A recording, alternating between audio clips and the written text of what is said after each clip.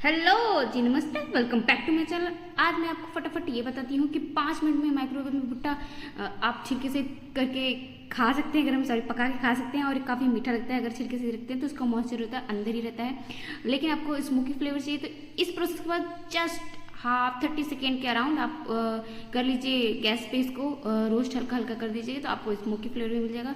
बस बरसात के मौसम में खाओ पियो मज़े करो, और ऐसे ही टिप्स के लिए मुझे फॉलो ज़रूर कीजिएगा। Thanks for